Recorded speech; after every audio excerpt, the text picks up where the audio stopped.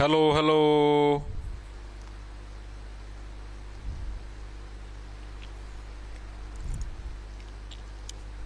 आ जाओ भाई, और लिंक शेयर कर देता हूँ।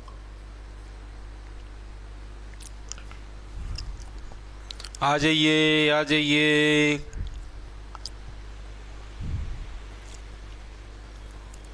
मास्टर राम राम। टाइम देखो, टाइम देख लिया भाई, अच्छा है। रीजनिंग की क्लास 5 बजे लगेगी भाई। थोड़ा भाई आज पहला दिन है, थोड़ा टाइम सही मैनेज को नहीं हो रहा। कल से जो टाइम होगा आपको सुबह बता दिया जाएगा, ठीक है। उसका आज शाम ने बता दूँ, उससे टाइम पर क्लास लगे करेगी, ठीक है। आज आज थोड़ा सा एडजस्ट कर लो भाई।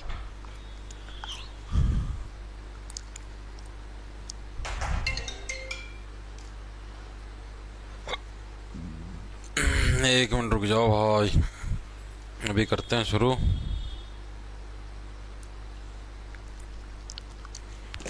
आ जाओ भाई, कड़ गई मेरी कलम यारी। राम राम जी सारे ने। मैं तारा साथी मोहित पुनिया बताम सारे का जॉब्स टारगेट यूट्यूब चैनल में भाई भरी दोपहरी में 3:30 के शुभ समय के ऊपर आप सभी का फिर से स्वागत करूँ। तो सुना दो क्या अंदर है, आ जाओ फटाफट सी। आज नोटिफिकेशन कौन गया दिन में 3 तो ऊपर क्लास होली, जाओ भी कौन भाई। आज नोटिफिकेशन नहीं गया भाई, मेरा को कर लगा बच्चे ना क्लास स्टार्ट होगी गई। चलो टेलीग्राम पर तो लिंक शेयर मारे रखे, आज बच्चे कम आओगे इस हिसाब से। तो फिर सर आपका भिड़ लड़ेगी, अरे मेरा तो लड़े ली भाई, आड़े कितने निशान भी होगा। देखो भाई स्टार्ट करते हैं भाई। इकोनॉमिक्स भाई, अर्थव्यवस्था स्टार्ट करेंगे भाई। आज की हमारी क्लास इकोनॉमिक्स की रहेगी भाई। आप लोगों को पता भी नहीं, Delhi police all SSC exam, साथ में सीईटी ग्रुप डी, या आप कोई भी कंपिटिटिव एग्जाम की तैयारी करने लग रहे हो, उसके लिए आपने जीके की सीरीज स्टार्ट करी थी। हम लोग स्टैटिक जीके पूरी कर चुके, पॉलिटी पूरी कर चुके, ठीक है। इसके अलावा और कौन सा था, एक और सब्जेक्ट था उसका, ज्योग्राफी पूरी कर चुके। और आज से हम लोग भाई इकोनॉमिक्स स्टार्ट करने लग रहे हैं। 10 दिन के अंदर तुम्हारी इकोनॉमिक्स स्टार्ट फिनिश करवा दूंगा। आज क्या तारीख होगी, 5 होगी, मोटा मोटा 15-16 तारीख लग तारी इकोनॉमी पूरी हो जाएगी। उसका पास फिर स्टार्ट कराएंगे हिस्ट्री, और 15-16 सितंबर लग तारा सारा जीके का सिलेबस हो जाएगा पूरा, ठीक है भाई। तो स्टार्ट करते भाई आज इकोनॉमिक्स अर्थव्यवस्था से। बहुत सारे बच्चे का बड़ा करा हुआ इकोनॉमिक्स समझ में नहीं आती जी, जमा मुश्किल लाग है, इसी डाल करवा दो भाई, सारी उम्र याद रहोगी ताउमर, ठीक है। इस बात की अपनी गारंटी है, गारंटी दिया करा याद करवाने की, ठीक है। इस क्लास की आपको मतलब पीडीएफ जो बोर्ड पे लिखा वो सारा, या अगर आप आपको इसके हैंडरिटन नोट से, यानी जो मैं सोदा बोर्ड पे लिखाया चाहिए, तो आप अपना बैच ज्वाइन कर सकते हो। जॉब्स टारगेट के नाम से आपको मिल जाए प्ले स्टोर के ऊपर, ठीक है। ऐप मिल जाए, उसको डाउनलोड करना। उधर कोर्स के सेक्शन के अंदर जाओगे तो उधर आपका एक तो दिल्ली पुलिस कांस्टेबल का कोर्स है, एक आपका कंप्लीट जीके का कोर्स है, एक आपका सीईटी ग्रुप डी का कोर्स है, तीनों के अंदर से एक आपका सीईटी मेंस का कोर्स है, ठीक है। इन चारों के अंदर से कोई सा कोर्स लेना, सभी के अंदर आपकी यही क्लास जाएगी भाई एज इट इज, ठीक है। मतलब एसएससी लेवल की आपको जीके करवाई जाएगी, ठीक है भाई। स्टार्ट करा भाई, चलो स्टार्ट करते। 1 साल की वैलिडिटी है भाई, कोई सा कोर्स ले लियो से। तो इकोनॉमिक्स अर्थव्यवस्था बोलते किसको भाई? पहली चीज तो भाई जो भी अपना पास पैसा हो ना, पैसा, उससे ती इकोनॉमी बोलना, हाँ उससे ती अर्थव्यवस्था बोलना। जैसे मान लिया तो आपने सुना भाई वो अमीर आदमी है भाई, उसकी आर्थिक स्थिति बहुत मजबूत है। आर्थिक का मतलब यही है, यानी उसकी इकोनॉमिक कंडीशन, यानी उसके पास जो पैसा है वो अच्छा खासा है, तो इसलिए वो इकोनॉमिकली रूप से मजबूत है। चीजें समझ में आई। दूसरी बात आपने देखा जी, मेरी आर्थिक स्थिति ठीक नहीं है। आर्थिक स्थिति ठीक ना होने का मतलब क्या भाई, मैं गरीब हूं, मेरी इकोनॉमिक कंडीशन बहुत ही वीक है, मतलब समझ में आ गए। यानी इकोनॉमी अर्थव्यवस्था का मतलब समझ में आया। इसका मतलब ही ये है कि भाई पैसा, भाई तारा ब्योत कितना, तारा जुगाड़ कितना है, पीछा का हिसाब था, उससे त्या भी इकोनॉमिक बोल रहा, इकोनॉमी बोल रहा, अर्थव्यवस्था बोल रहा। चीजें समझ में आई, ठीक है। अब ये जो हमारी इकोनॉमी है, अर्थव्यवस्था है, इसको हमने 2 भागों के अंदर बांट लिया। जब हम इसकी स्टडी करने लग रहे थे, जब हम इकोनॉमी के बारे में पढ़ने लग रहे थे, अर्थव्यवस्था के बारे में, तो हमने इसको कितने भाई 2 भागों के अंदर बांट लिया। कौन कौन से 2 जी? एक का नाम रख दिया हमने माइक्रो इकोनॉमी। क्या रख दिया? माइक्रो इकोनॉमी, जिसको बोलते हैं सूक्ष्म अर्थव्यवस्था। ठीक से जी, बात तो आपकी बड़ी अच्छी बात बताई अपना, कोई बात ना, बताया दिया करो मैं। दूसरी का नाम हमने रख दिया मैक्रो इकोनॉमी। Macro economy. अभी समझाऊंगा सारी चीज, हम भड़क ना लिया करो, गेल गेल लिखी जाओ बस, ठीक है। मैक्रो का मतलब है बड़ा, ठीक है, इसको हिंदी में बोलते हैं समष्टि अर्थव्यवस्था, ठीक है जी। आगे चीज समझ में आओ तो ये मैं समझाने लग रहा लगता आओ क्यों को नहीं, ठीक है। तो दो तरीके की हमारे पास अर्थव्यवस्था होती है। हमने इसकी स्टडी के लिए, इसको अच्छे से अध्ययन करने के लिए हमने इसको दो भागों में बांट दिया, एक माइक्रो और एक मैक्रो। माइक्रो का मतलब क्या, छोटा, यानी जो छोटा ब्योत वाली चीजें की बात करें, जिसका जुगाड़ छोटा हो। जुगाड़ छोटा मतलब समझो, यानी पैसे के हिसाब से जिसकी कैपेसिटी कम हो, जो छोटी चीजों का मालिक हो, उसको माइक्रो के अंदर हम लोग स्टडी करते हैं। जो बड़े लेवल के ऊपर हम लोग पैसे वाले लोगों की बात करें, उसको मैक्रो बोलेंगे। चीजें समझ में आई या नहीं आई? जैसे आपको बताता हूं, माइक्रो के अंदर जैसे मान लिया कोई एक व्यक्ति है, जैसे तारमा तो कोई एक बालक मान लिया भाई, इसकी इनकम कितनी है, इसकी इनकम मान ली भाई रोज की 1000 रुपये है, महीना के 30,000 रुपये कमाओ है, या इसकी इनकम, यानी हमने एक छोटे लेवल की इकोनॉमी की बात करी, छोटी बात करी, ठीक है जी। उसको हम लोग किसके अंदर मानते हैं, माइक्रो इकोनॉमी के अंदर हम उसको मानते हैं। भाई छोटा मोटा कोई एक व्यक्ति हो गया, कोई परिवार हो गया, 4-5 जने हैं घर के, भाई ये महीना के 2 लाख रुपये कमाओ, इस हिसाब तक समझ लो सारे घर के मिलकी, ठीक है। साल के भाई 24 लाख हो गए, इस तरीके एक सिर्फ आप एक मारा भाई स्टडी के लिए। मैक्रो का मैं आप बड़ा लेवल पर चीजें लेके चला, पूरा देश, हमारे देश की कमाई इतने करोड़ रुपए है, भारत देश एक साल में इतने करोड़ रुपए की कमाई करता है, इतना खर्चा कर देता है, ठीक है। अंबानी और कितनी फैक्ट्री हैं, उन फैक्ट्रियों की इतनी कमाई है, इतने ट्रिलियन, इतने बिलियन, ठीक है। मतलब कि जो बड़े लेवल के पैसे की बात करें, उसको हम लोग मैक्रो में लेके चलते हैं, छोटे लेवल के पैसों की बात है उसको माइक्रो में लेके चलते हैं। दोनों के अंदर डिफरेंस क्लियर हुआ नहीं हुआ? अभी देखते हैं इसके अंदर, लिखता हूं इसकी स्टेटमेंट लिखो तब आपके और अच्छे समझे। तो माइक्रो इकोनॉमी के अंदर हम लोग क्या देखते हैं भाई, छोटे लेवल की, यानी व्यक्तिगत इनकम, कोई एक व्यक्ति है उसकी पर्सनल इनकम, या फिर एक बंदे की कोई कंपनी है या उसने कोई एक उत्पादन कराया है, उसकी इनकम, उसको हम लोग क्या बोलेंगे, माइक्रो इकोनॉमी बोलेंगे। लिख लो भाई, कोई एक व्यक्ति की इनकम,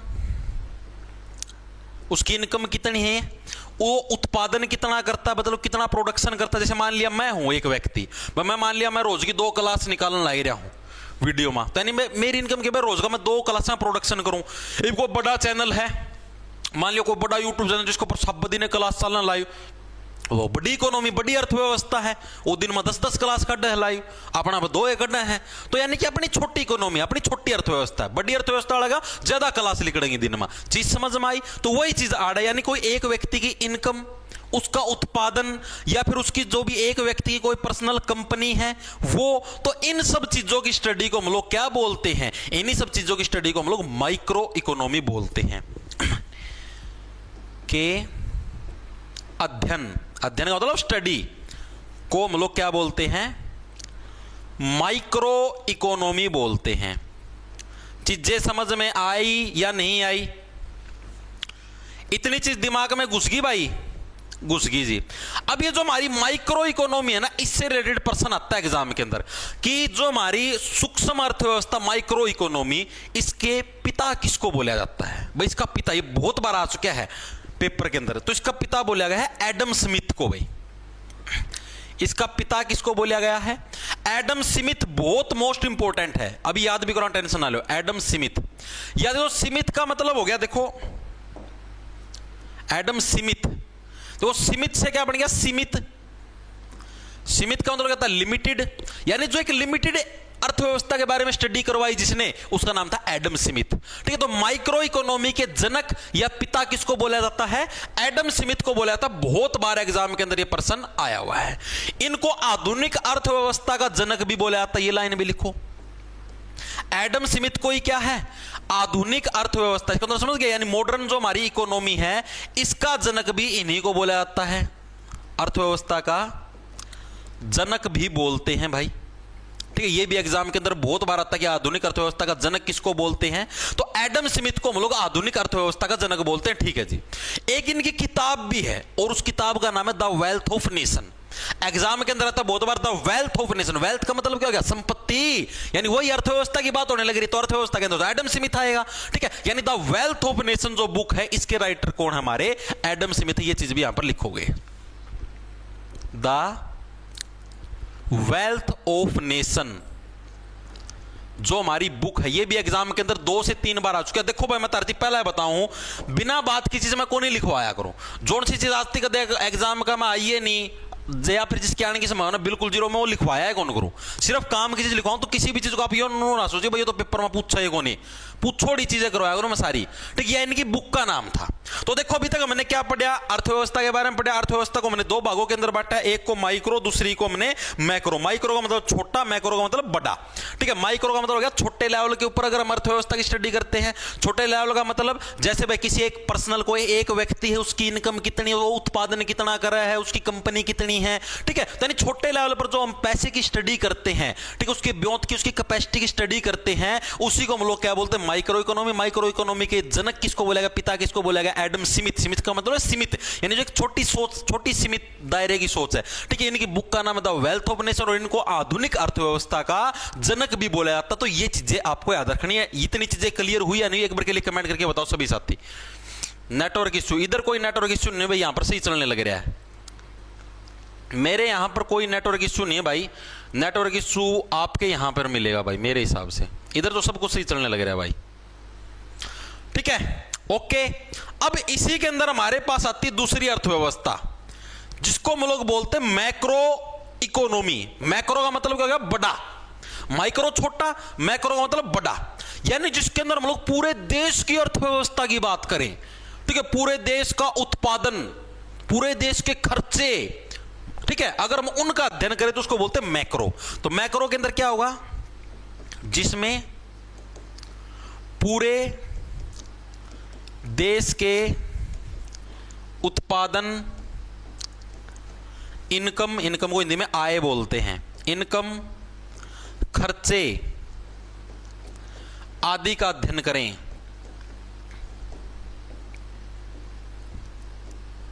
अध्ययन करें तो उसको हम लोग क्या बोलते हैं, उसको बोलते हैं हम लोग मैक्रो इकोनॉमी। मैक्रो मतलब बड़े लेवल के ऊपर हम लोग क्या है, पैसे का अध्ययन करने लग रहे हैं। ठीक है जी। इसके फादर किसको बोला जाता है, जैसे मैंने देखा माइक्रो इकोनॉमी, उसका फादर किसको बोला गया, एडम स्मिथ को। तो इसका फादर किसको बोला जाता है भाई, यानी जो मैक्रो है भाई, इसका जनक कौन है, बड़ी वाली जो अर्थव्यवस्था, इसका जनक कौन है, तो इसका जनक है हमारा जे.एम. कीन्स। क्या नाम है हमारा, जे.एम. कीन्स। जे.एम. कीन्स। याद कैसे रखो, देखो जे.एम. से बन गया जिम। ठीक है, जिम लो भाई, जिमने का मतलब है फ्री में खाना मिलने लग रहा है। जिमो, इतना बड़ा पैसा का व्यापार भरा पड़ा है कि फ्री में है, सब कुछ लूट लो, जिम लो। तो जे.एम. कीन्स भाई। ठीक है, और इनकी भी एक बुक है, उस बुक का नाम है जनरल थ्योरी ऑफ एम्प्लॉयमेंट। ठीक है, ये बुक भी याद रखनी है, दोनों एग्जाम के अंदर आपकी आई हुई है। इनकी बुक का क्या नाम है, जनरल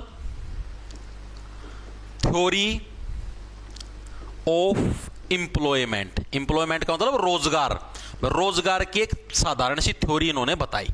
अब मेरे को एक चीज बताओ, अभी आप ही इकोनॉमी के बारे में नॉर्मल चीजें पढ़ने लगे जो प्रीवियस ईयर के अंदर भी आई है, इतनी चीजें हर एक साथी के समझ में आई या नहीं आई। अगर इस ये जो चीज मैंने आपको समझाई, माइक्रो मैक्रो इकोनॉमी अर्थव्यवस्था मैंने आपको समझाई, इसके अंदर अगर किसी साथी को डाउट है तो मेरे को बता सकता, बताओ फटाफट सी, फिर आगे चलते हैं।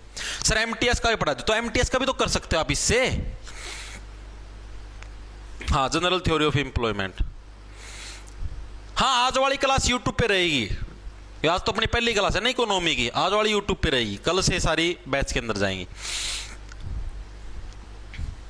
ठीक है, एक बार के लिए कमेंट कर, सबके समझ में आ गया ना, किसी का नो हो डाउट हो भाई या चीज समझ में नहीं आए तो मैं दोबारा समझा सकूं हूं, बता दो एक बार। आ गया जी, समझ आ गया जी, आ गया जी, वेरी गुड। बिल्कुल बिल्कुल आना भी चाहिए भाई, क्योंकि इसके अंदर कुछ मुश्किल नहीं था।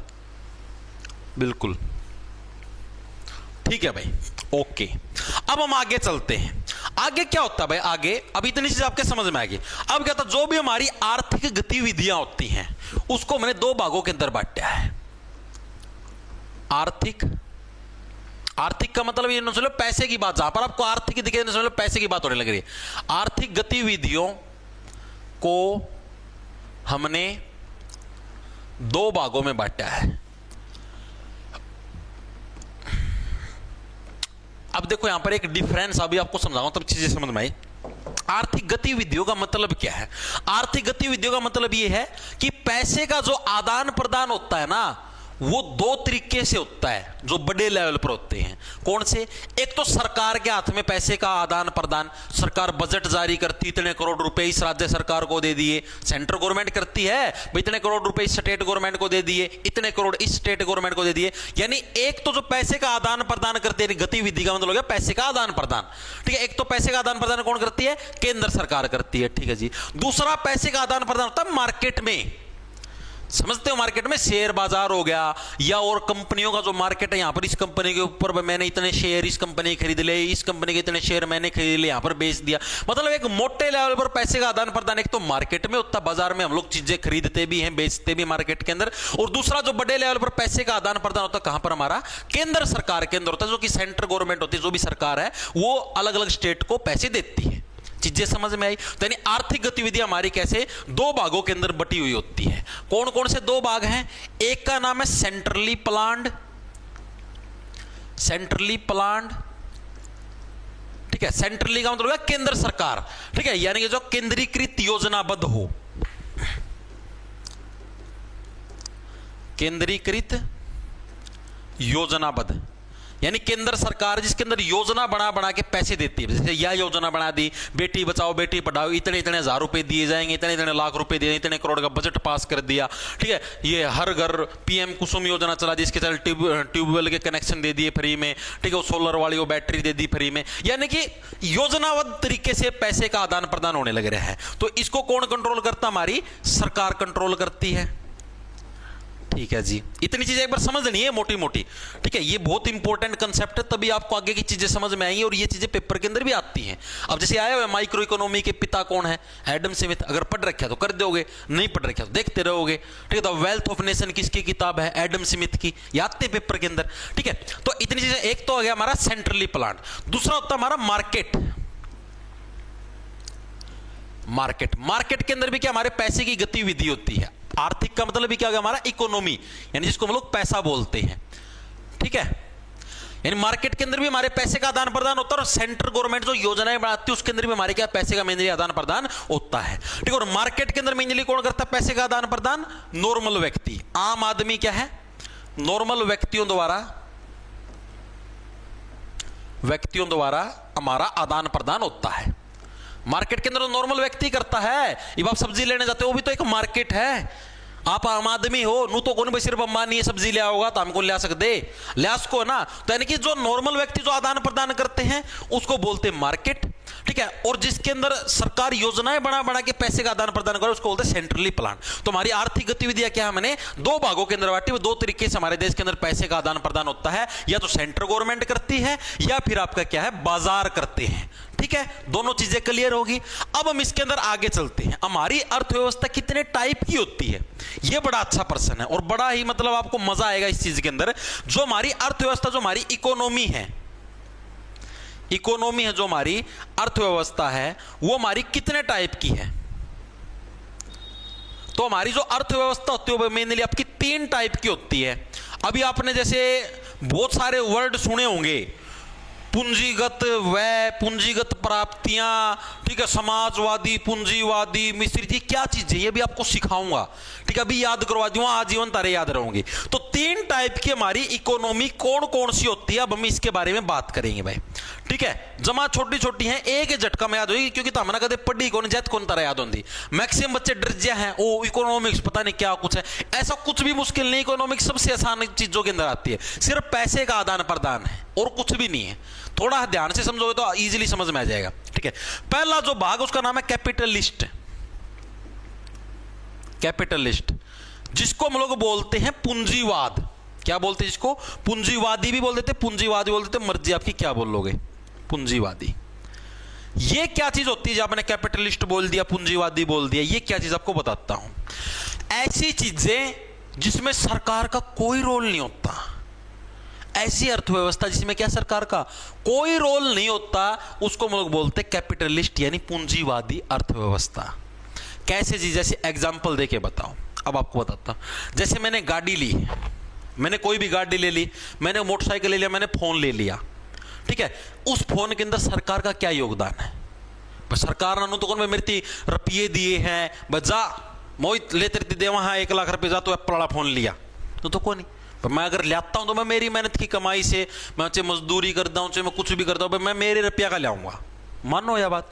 तो ऐसी अर्थव्यवस्था जिसके अंदर क्या है, सरकार का कोई रोल ना हो, उसको बोलते पूंजीवादी या कैपिटलिस्ट। याद कैसे रखो, कैपिटलिस्ट का मतलब मेरी कैपिटल, मेरी राजधानी है, मेरी राजधानी के अंदर सिर्फ मेरी चलेगी, सरकार की नहीं चलेगी।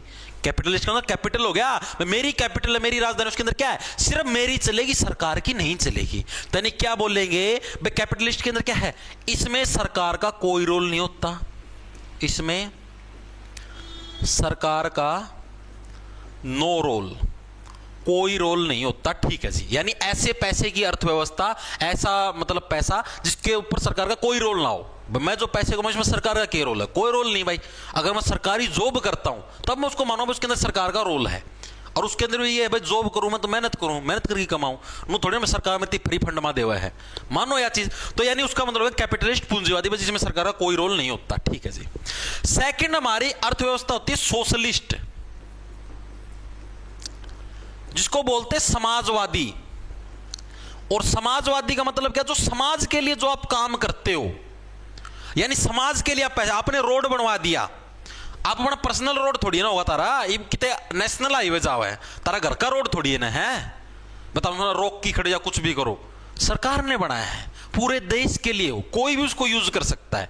ठीक है, तो यानी कि ऐसी चीज जो कि सोशलिस्ट का मतलब समाज, समाज के लिए जो पैसा है, ठीक है, और समाज के लिए पैसे के ऊपर किसका हक होता है, सरकार का होता है, उसके अंदर प्राइवेट सेक्टर का कोई रोल नहीं है।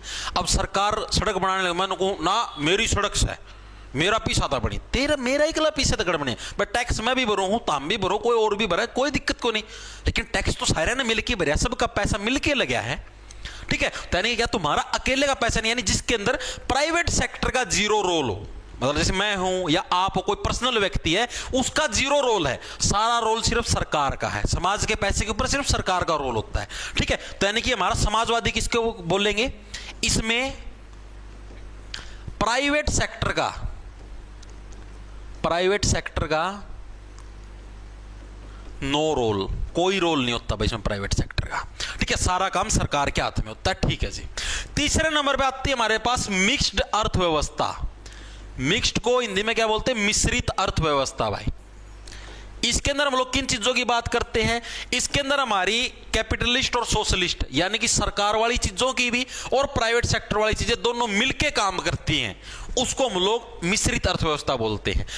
प्रश्न आता है एग्जाम के अंदर, भारत की अर्थव्यवस्था कैसी है, कैपिटलिस्ट है, सोशलिस्ट है या मिक्स्ड है? तो भारत की अर्थव्यवस्था मिश्रित है, सरकार भी पैसे खर्च करती है, प्राइवेट आदमी भी पैसे, अंबानी जी पैसे खर्च करते हैं, कितनी इंडस्ट्री लगा रखी है, ये जो तुम्हारा नेट चलने लगे रहे वगैरह वगैरह, फोनों के अंदर चलते सारे जियो के चलने लगे रहे, अंबानी जी की देन से चलने लगे रहे। यानी प्राइवेट सेक्टर का भी रोल है, पब्लिक सेक्टर यानी सरकार का भी रोल है, सरकार ने चीजें परमिशन प्रोवाइड करवा रखी हैं तभी ये चीजें चलने लग रही है, यानी जिसके अंदर दोनों चीजों का बराबर रोल हो। ठीक है, कैपिटलिस्ट और सोशलिस्ट दोनों का रोल हो, उसको मिश्रित बोलते हैं। और भारत के अंदर में कौन सी अर्थव्यवस्था देखने को मिलती है, मिश्रित अर्थव्यवस्था देखने को मिलती है। पर सरकार का भी उतना ही रोल होता है, प्राइवेट सेक्टर का भी उतना ही रोल होता है भाई। ठीक है, तो इसमें क्या है, इसमें हमें सरकार प्लस प्राइवेट सेक्टर का रोल देखने को मिलता है भाई। ठीक है, और प्रश्न आएगा आपके पास एग्जाम के अंदर, भारत की अर्थव्यवस्था कैसी है, तो हमारी अर्थव्यवस्था मिक्स्ड है, यानी कि मिश्रित अर्थव्यवस्था है। तो यह चीज भी याद रख लेना, किसकी है भाई, इंडिया की। इंडिया की अर्थव्यवस्था कैसी है आपकी, मिश्रित है, मिक्स्ड अर्थव्यवस्था है। चीजें समझ में आई। अब कभी ये चीज गलती नहीं करोगे, कभी आ जाए एग्जाम के अंदर पूंजीवादी, पूंजी जिसके पास पूंजी, पूंजी किसके पास होती है, पूंजी मतलब पैसा प्राइवेट आदमी के पास होता है। समाज के लिए जो काम करता कौन करता है, सरकार करती है, यानी कि सरकार का इसके अंदर रोल होता है, प्राइवेट का कोई रोल नहीं होता। मिक्स्ड के अंदर हमारा सरकार प्राइवेट दोनों मिलके काम करते हैं। अब एक बार के लिए मेरे को ये चीज बताओ, ये कंसेप्ट सभी के समझ में आया, कैपिटलिस्ट, सोशलिस्ट और मिक्स्ड तीनों टाइप की अर्थव्यवस्था और आर्थिक गतिविधियां। एक बार के लिए मेरे को कमेंट कर बताओ चीजें आपके समझ में आई या नहीं आई। आई हो तो मैं आगे चलूंगा, बताओ फटाफट से।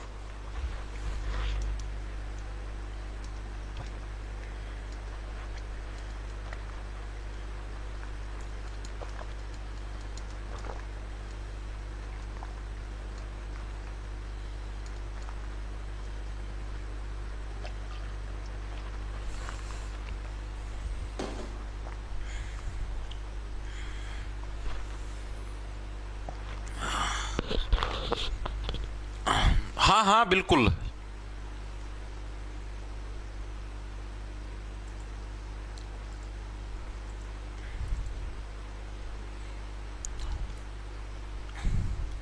रिपीट प्लीज भाई, वीडियो ना बैक करके दोबारा देख ले, रिपीट कौन हुआ है। ठीक है, यो सिस्टम ऑनलाइन वाला चीजें तो है फायदेमंद, दोबारा बैक करके दोबारा देख लिए भाई। ओके ठीक है भाई, चले आगे। क्लियर है ना इतनी चीजें? हर एक साथी के एक बार कमेंट करके बताओ, फिर आगे चलते हैं भाई। राम राम सर, राम राम भाई, राम राम। आज इसको पूरा कर दें, इकोनॉमी का पहला चैप्टर हमारा पूरा कर दे भाई। मेरा लक्ष्य है 10 दिन में इकोनॉमी पूरी करवा दूंगा। ठीक है, बीच में 20 दिन की छुट्टी मार ली। 20 दिन की छुट्टी क्यों मार ली जी? सीईटी का पेपर की तैयारी करवाया करता मैं बड़का की। ठीक है, तो उससे करवाया चीज डिस्टर्ब ना हो, इसलिए मतलब स्पेशल करा, क्योंकि दिल्ली पुलिस का पेपर तो दिसंबर में आना है। ठीक है, तो इसलिए सारा सौदा धीरे धीरे चल रहा था। ओके चलो आगे, चलो भाई आगे चलते हैं। देखो भाई, अब हम लोग ये जो कैपिटलिस्ट, सोशलिस्ट और जो मिक्स्ड तीनों टाइप की जो हमारी अर्थव्यवस्था है, इसको डिफरेंशिएट करेंगे। इसके अंदर क्या क्या चीजें अलग अलग होती हैं, आ जाओ फटाफट से, क्योंकि ये एग्जाम के अंदर एग्जामिनर पूछता है। यहां पर मैं जो भी चीजें आपको करवाने लग रहा हूं ना, इसके जब एमसीक्यू करवाऊंगा तब आपको चीजें क्लियर हो जाएंगी कि हाँ भाई प्रश्न कैसे पूछे जाते हैं। आधा का तो ये भी बैम होगा, इसमें तो प्रश्न कुकर पूछेगा एग्जामिनर। ये सारी चीज समझ लोगे ना भाई, फिर तो कोई भड़के को नहीं, फिर तो चाहे कुकरे पूछ ले भाई एग्जामिनर, तब एग्जामिनर का सारा सौदा पैड दोगे। और अगर आप लोग समझोगे ही नहीं ना, रटने की कोशिश करोगे ना भाई, रट के काम चला लिया, तो बात नहीं बनेगी मेरे भाई। ठीक है, चीज को समझ लो। ये तो अर्थी समझाने लग रहे हैं, अर्थव्यवस्था सारी डाल की कौन सी के हुआ है, पूंजीवादी और सभी तरीके की। ठीक है, पहले नंबर पे हमारे पास कौन सी थी? अभी अभी हमने देखी थी, कौन सी? कैपिटलिस्ट, सोशलिस्ट और मिक्स्ड। स्पेलिंग ये थी कैपिटलिस्ट की, कैपिटलिस्ट, कैपिटलिस्ट, सोशलिस्ट और मिक्स्ड। कैपिटलिस्ट के अंदर आगे पूंजीवादी,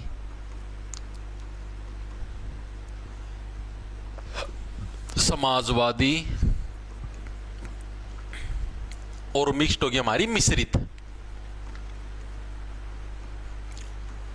तीन टाइप से हमने बांट दिया। अब जो हम डिफरेंस करेंगे वो किसी ना किसी बिहाफ पर करेंगे।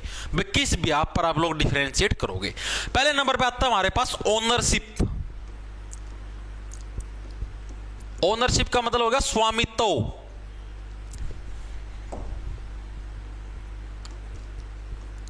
स्वामित्व के आधार पर डिफरेंशिएट करना। कैसे भाई? किसके अंदर किसका स्वामित्व होता है, यानी किसका मालिकाना हक होता है। अब ये मैंने बताया कैपिटलिस्ट यानी जो पूंजीवादी होते हैं, ठीक है, उसके अंदर क्या सरकार का कोई रोल नहीं होता, यानी प्राइवेट सेक्टर का सारा कब्जा है। अरे अभी तो बताया कि कैपिटल यानी पूंजीवादी में क्या सरकार का नो रोल, सारी पावर किसके हाथ में है? प्राइवेट सेक्टर के हाथ में। तो ओनरशिप किसके हाथ में है?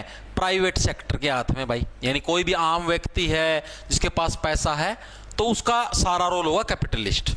सोशलिस्ट समाजवादी के अंदर जो समाज के लिए काम कौन करती है? सरकार करती है। तो इसके अंदर किसका रोल है? सरकार क्या है? सरकार को पब्लिक सेक्टर भी बोल देते हैं।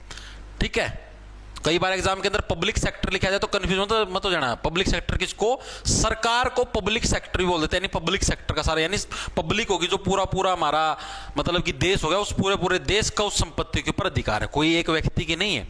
मिक्स्ड के अंदर प्राइवेट प्लस पब्लिक दोनों का हमारा रोल होता है। प्राइवेट प्लस पब्लिक दोनों सेक्टर का हमारा रोल होता है। किसके अंदर भाई? मिक्स्ड अर्थव्यवस्था के अंदर। ठीक है जी, चीज समझ में आ गई सभी के दिमाग में, घुसी या नहीं घुसी? ठीक है जी। अब सेकंड नंबर पे जो हमारा पॉइंट आता है उसका नाम है इकोनॉमिक मोटिव। मतलब कि पैसे का मेन उद्देश्य क्या होता है? जो भी हम लोग इकोनॉमिक का मतलब क्या? पैसा, आर्थिक उद्देश्य क्या है हमारा? आर्थिक रूप से हम जैसे कोई भी पैसा खर्च करने लग रहे हैं तो उसका मेन उद्देश्य क्या है? अब जो पूंजीवादी है, प्राइवेट सेक्टर का आदमी है, मान लो भाई मैं प्राइवेट नौकरी करूं या मेरा खुद का कोई बिजनेस है प्राइवेट, तो मेरा सबसे पहला लक्ष्य क्या रहा? मैं ज्यादा से ज्यादा प्रॉफिट क्रिएट करूं।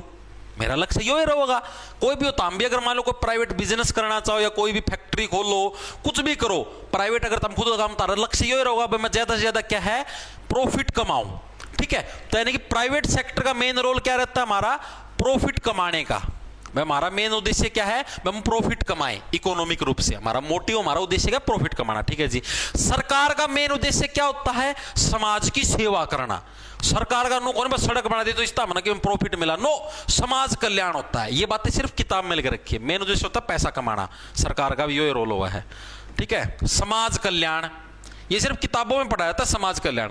असली उद्देश्य ये है, बजट जारी करो, 1000 करोड़ रुपए में ये रोड बनेगा, 1000 करोड़ में से 500 करोड़ रोड पे लगेंगे, बाकी के 500 करोड़ में से आधे मंत्री जी के पास, आधे हमारे ठेकेदार साहब के पास, 500 में पेल दो, जैसा करेसर दिखा, जैसी बदल, जैसे तार को चपेट दो, जनता का बनाते रहो ऐसे ही सी, क्योंकि जनता बनने के लायक ही है सी, सही तरीके से नहीं चुनती, ठीक है। तो इसी टाइप से क्या हमारा समाज कल्याण किसका, सरकार का मेन उद्देश्य है, ठीक है। और मिक्स्ड जो अर्थव्यवस्था, तो इसके अंदर दोनों का मतलब क्या है, मतलब कि समाज कल्याण भी प्रॉफिट भी दोनों हमारे उद्देश्य होते हैं किसके अंदर, मिक्स्ड अर्थव्यवस्था के अंदर। भाई समाज का कल्याण में जैसे अंबानी जी ने ये जियो के टावर लगाए, कुछ भी लगाए, प्राइवेट सेक्टर है, लेकिन समाज का कल्याण भी करना चाहते हैं ताकि अपने भारत के हर एक नागरिक के पास क्या इंटरनेट की सुविधा हो जाए, और पब्लिक अपना खुद का पर्सनल प्रॉफिट भी करना चाहते हैं, यानी दोनों चीजें हो जिसके अंदर समाज कल्याण भी और प्रॉफिट भी, तो दोनों किसके अंदर, हमारी मिक्स्ड अर्थव्यवस्था के अंदर हमको देखने को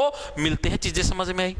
तीसरे नंबर पे हमारे पास आता है गवर्नमेंट का क्या रोल होता है, सरकार का क्या रोल होता है उसके अंदर भाई। तो जो हमारा कैपिटल यानी पूंजीवादी, हमारी खुद की पूंजी, हमारा खुद का पैसा, इसके अंदर सरकार का कोई रोल नहीं है। तो यहां पर हमारा क्या होता है, सरकार का नो रोल, कोई रोल नहीं होता, ठीक है जी। सोशलिस्ट समाज के अंदर सरकार का पूरा सरकार का ही रोल है, यानी कंप्लीट रोल किसका है, सरकार का है, बिल्कुल जी। और इसके अंदर मिक्स्ड अर्थव्यवस्था के अंदर क्या हमारा लिमिटेड रोल होता है, सरकार का भी रोल होता है लेकिन लिमिटेड। अब जैसे अंबानी जी ने टावर लगाए हैं जियो के, ठीक है, अब नू थोड़ी ना मैं सरकार का इसमें कोई रोल है, सरकार का रोल, सरकार ने परमिशन दी, हाँ भाई लगा टावर लगा, सरकार परमिशन नहीं दे, अंबानी को टावर लगाया जाएगा, कौन लगा पाए, ठीक है। यानी कि लिमिटेड रोल होता है सरकार का मिक्स्ड के अंदर, ठीक है, थोड़ा मोटा रोल हुआ है, ठीक है, ना परमिशन दो, पीछे मारो, मुंह पे भगा के सारा को 10 दे देंगे, ठीक है। तो इतनी चीज आगे समझ में, 3 पॉइंट मैंने बताए, तीनों के तीनों समझ में आए या नहीं आए, आगे जी। अब है हमारा इनकम डिस्ट्रीब्यूशन, जो भी हमारी कमाई होती है उसका बंटवारा कैसे होता है। डिस्ट्रीब्यूशन का मतलब हो गया बंटवारा, जो भी कमाई होगी उस कमाई का बंटवारा कैसे होगा, कमाई का बंटवारा कैसे होगा, ठीक है। प्राइवेट सेक्टर है जो हमारा, जैसे पूंजीवादी है, मतलब प्राइवेट सेक्टर एक पर्सनल व्यक्ति है, ठीक है। प्राइवेट जो सेक्टर का जो व्यक्ति है, क्या वो इक्वली तनख्वाह बांटेगा, नहीं, वो तो ऐसे बांटेगा भाई, कोई अपना खास आदमी घर का मेंबर है, उसकी कंपनी का सीईओ बना देगा, उसकी तनख्वाह 1 करोड़ रुपये, 10 लाख रुपये, जो वेंडू है उसी के चपड़ासी रख है। सरकारी के अंदर क्या होता है, सबको इक्वल, उस पर मतलब इक्वल वो मिलती है पावर। अब जैसे मान लिया कोई आईएएस, आप आईएएस हो, ये आईएएस है, तो सबको इक्वल वैल्यू मिलती है, इक्वल तनख्वाह मिलती है। नो नहीं भाई आईएएस मेरा खास है तो इसी फालतू तनख्वाह ना है। प्राइवेट के अंदर तो व्यक्ति कर सकता है भाई मेरा खास बंदा, इसकी फालतू सैलरी दूंगा, चाहे कि पोस्ट हो, कोई दिक्कत नहीं है। यानी इसके अंदर हमारा सरकारी के अंदर इक्वली रूप से पैसा बंटता है, ठीक है, प्राइवेट के अंदर हमारा अनइक्वल रूप से पैसा बंटता है, ठीक है। और मिक्स्ड के अंदर भी लेस, मतलब असमान पैसा तो बढ़ता है लेकिन कम, मतलब ज्यादा अनइक्वलिटी नहीं है। तो इनकम क्या होती है प्राइवेट के अंदर, बिल्कुल अनइक्वल रूप से पैसा बढ़ता है, ठीक, किसी को ज्यादा किसी को कम दे दिया। यहां पर बिल्कुल इक्वल यानी समान रूप से पैसा बढ़ता है, ठीक है, तू भी खा मैं भी खाऊंगा, सरकार का पैसा घर का थोड़ी ना, जनता ने टैक्स दिए हैं, लूटो, ठीक है। मिक्स्ड के अंदर क्या होता है हमारा, लेस अनइक्वल का मतलब भाई अनइक्वल तो होता है लेकिन थोड़ा, ज्यादा नहीं, जितना अनइक्वल इसके अंदर है उतना नहीं, तो क्योंकि इसके अंदर सरकार का भी थोड़ा रोल होता है, ठीक है भाई, तो इसलिए यहां पर कम हमारा अनइक्वल होता है। अब आता हमारे पास जो इसका लास्ट पॉइंट है वो है इकोनॉमिक फ्रीडम, आर्थिक आजादी कितनी है। आपको जैसे जो भी आप खर्चा करते हो, जैसे मैं मान लिया मेरी कोई कंपनी है, मैं उसके अंदर खर्चा करना चाहूं तो मेरे को कितनी आजादी है। जैसे मेरी प्राइवेट कंपनी तो मैं कितना भी खर्चा करूं, चाहे मेरे पास जितनी कमाई है, मान लिया मेरे पास 1000 करोड़ रुपए, मैं 1000 करोड़ रुपए खर्च कर सकूं, ठीक है, मेरे पास पूरी आजादी है, ठीक है।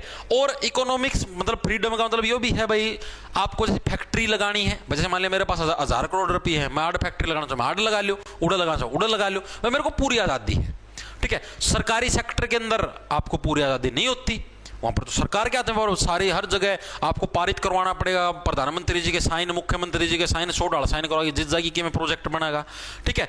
और मिक्स्ड के अंदर भी लिमिटेड फ्रीडम होती है भाई, इतनी ज्यादा भी नहीं होती, लेकिन एक हाँ काम चलाओ आजादी होती है। ठीक, पैसे दे की बात बन जाती है। तो इकोनॉमिक यानी कि पैसे की आपको कितनी आजादी है, तो यहां पर कितनी हमारी पूरी आजादी है। ठीक है, यानी जो हमारा प्राइवेट सेक्टर इसके अंदर क्या आपको पूरी आजादी है, कंप्लीट फ्रीडम। और क्या कंप्लीट फ्रीडम भारत के अंदर भी दी जाती है? नहीं, ये सिर्फ यूएसए के अंदर दी जाती है, एग्जाम्पल है, और भी देशों में दी जाती है। अमेरिका के अंदर आपको पूरी आजादी है, आपके पास पैसा है, आप कहीं पर भी कोई भी फैक्ट्री लगा सकते हो, आपको सरकार से परमिशन लेने की जरूरत नहीं है। अपना दाड़ा के है, कोई फैक्ट्री लगानी हो, छोटा मोटा तो बिजनेस शुरू करना हो, उद्यम सर्टिफिकेट, जीएसटी नंबर 100 डाल के तो टैक्स है। ठीक है, जिस जागी धरती की में मिला है, जिस जागी तो समझो कोई आज के दिन में कोई सोचा ना जी मैं फैक्ट्री शुरू कर लूँ, मैं मेरा खुद का बिजनेस शुरू कर लूँ। भाई जितनी ताम कमाई करोगे ना उसका आधा सरकार का जागा समझ लियो, मजाक की बात नहीं। जैसे तारती एग्जाम्पल देखिए समझाऊं, जैसे मान लिया तारी 1 लाख रुपये तमने इनकम करी है, कोई भी तम बिजनेस करो हो। ठीक है, अब जैसे मान लिया तारे कपड़ा की दुकान मान ली माता, ठीक है, कपड़ा की दुकान करी तम 1 लाख का तम सामान लिया है, उसकी सेल भी कर दी तारा, मोटा मोटा नु समझो भाई तमने 1 लाख की सेल कर दी, तो 1 लाख की सेल के ऊपर तमने समझो तारा 20% की बचत, यानी 20,000 की तारा बचत हुई है। ठीक है जी, अब ये जितनी तारी सेल हुई है ना इसके ऊपर टैक्स लगता है, कितना जी? 18% जीएसटी। 18% जीएसटी लगता है, जो भी आपके खाते में पैसा आता है, जो भी बिजनेस के अंदर, ठीक है, जैसे कोई भी दुकानदार कुछ 18% जीएसटी लगता है। ठीक है जी, तो नो समझ लो 1 लाख में 18,000 तो गए सरकार की गोज में। ठीक है, उसका पचा इसकी परमिशन लेनी दुकान की। ठीक है, उद्यम सर्टिफिकेट बनवाना, ये तो चलो फ्री में बन जाए सौदे। ठीक है, जीएसटी अकाउंट खुलवाना, करंट अकाउंट खुलवाना, एंड बैंड 100 डाल के सौदे मिला के। ठीक है, और तुम कर्मचारी भी रखोगे दुकान में, उनके भी खर्चे अंत में आओगे, इसका भी आधा 10,000 रुपये बचेंगे बस, बाकी सारा गया खर्चा में। ठीक है, तो इतने तो टैक्स हैं। यानी कोई व्यक्ति अगर नु चाहो भी मैं बिजनेस करूं, ठीक है, तो उसकी सरकार नहीं करने देती भाई। 100 डाल के टैक्स बचाने की सोचोगे तो छप्पा पड़ जाएगा, फिर सारा है उनका हो जाएगा। ठीक है, तो मतलब सारी डालो तो हम फंसा रखे हो, सरकारी नौकरी ऊँ नहीं देंगे। ठीक है, प्राइवेट का मजा आओ, आदमी खुद का धंधा करने की सोच, प्राइवेट कंपनी में जाओ, कंपनी वाले चूसकी बगाते हैं। ठीक है, खुद की कोई बिजनेस स्टार्ट करने की सोचे उड़ा सरकार चूसने लग जाए, मतलब कितने नहीं छोड़ दे भाई, जमानो शोषण करो, शोषण शोषण शोषण। अंग्रेज आए थे, अंग्रेजों से हम लोग प्रेरित हैं, चूस लो इतना सारा ना बस, जमानों ने खून काट दो जमा। ठीक है, कितने टोल टैक्स, किसे फलाना टैक्स, कितने फलाना टैक्स। तो हम नो बताओ भाई, मान लिया तो हम 1 लाख रुपये कमाओ भाई, 1 लाख में तार पर 18,000 रुपये तो हम फ्री फंड में दे दोगे सरकार लगता। हम खुद सोच के देखो, टैक्स लो कोई दिक्कत नहीं, लेकिन एक लिमिटेड लो ना भाई। इतने खर्चे कड़ लागे, मेरे तो नो नहीं समझ में आने लगे। सड़क तो सारी टूटी पड़ी है, कितने कितने ठीक पाँव हैं। बारिश में मैं तो डर रहा हूँ, बारिश में की बताऊँ, हाईवे पे है। ठीक है, हाईवे सारा टूट गया, बारिश में पानी भरा रहा है। मेरा नो नहीं समझ पीछा जाओ कड़ा है, वो नेताओं की गोज में जाता है भाई, और कहाँ पर जाएगा। ठीक है, टैक्स लो लेकिन लिमिटेड लो ना। दुबई का मजा के देखो, जाओगे ना उधर यूएई संयुक्त अरब अमीरात के अंदर, उधर ही दुबई है आपका। ठीक है, उधर जाके देखना, उधर पता क्या है, ये इनकम टैक्स 0, कोई इनकम टैक्स नहीं है, कितनी कमाई करो कोई टैक्स नहीं है। सिर्फ आपका बेरे 5% कौन सा वैट चार्ज लगेगा, वो भी 5%। उसके अलावा दुबई में जाओगे, यूएई में कोई भी टैक्स नहीं है। कोई फैक्ट्री खोलो, कोई प्राइवेट बिजनेस करो, कुछ भी करो, ना कोई जीएसटी का रोड़ा, ना कोई इनकम टैक्स का रोड़ा, ना कुछ और। जितने भी बिजनेसमैन हैं मैक्सिमम जो भारत के अंदर हैं, मैक्सिमम बताता हूँ तुम्हें, या फिर जिसके पास ज़्यादा पैसा आ जाता है तो विदेशों में सेटल हो जाते हैं। उसका रीज़न क्या है? उसका रीज़न ये टैक्स ही है भाई। विराट कोहली देख आई वे कितने करोड़ों रुपये कमा रहा है। ठीक है, लंदन में जाके सेटल हो गया, क्यों होया है? इसी वजह से होया है। आड़ तो भरना पड़े बिना बात के 30% टैक्स, 18% टैक्स। आदमी के गोभी खाओगा, सारा सौदा टैक्स में भर दो। ठीक है, और सारे नुए हैं जो बढ़िया बड़े विदेश में सेटल हुए हैं। कोई दुबई में सेटल हो, कोई कितने सेटल हो गया। टैक्स लो लेकिन हिसाब सर का लो ना, 5% ले लो, 6% ले लो, 18%, 30% को लिया। अगर ये तो मेरा तरतीब बताता हूँ, अगर तुम्हारी साल भर की इनकम अगर 30 लाख से ऊपर हो जाती है ना, 30 लाख प्लस, ठीक है, तो 30% टैक्स लगता है, इनकम टैक्स 30%। जीएसटी तो 18 ही लगता है, 30% भर दियो। 1 करोड़ रुपये कमाओ, 30 लाख तो सरकार का जाओगे, बचा के अना खाली 70 लाख ना चुंग लियो। एफडी करवाओ, अगर आप एफडी करवाते हो बैंक के अंदर, उसके ऊपर जो ब्याज मिलता है उसके ऊपर भी टैक्स। ठीक है, अगर शेयर मार्केट में पैसे लगाओ, उससे अगर प्रॉफिट आता है तो उसके ऊपर भी टैक्स। गाड़ी खरीदते हो तो टैक्स टुक्स लगा के इतनी कीमत बन जाए, उस कीमत में 2 गाड़ी आ जा। इव अगर तमना मना नु देखे था प्राइस ब्रेकअप आ रहा था, प्राइस टुकड़े हुए एक रील का मैं, जैसे कोई गाड़ी थी, मान लिया क्रेटा गाड़ी है, उसकी 9 लाख रुपए उसकी बेस प्राइस है। ठीक है, उसका वैसे प्राइस है 9 लाख रुपए नॉर्मल, कंपनी का बिना कागजा का बिना टैक्स टुक्स करीब 9 लाख रुपये में बन रही है।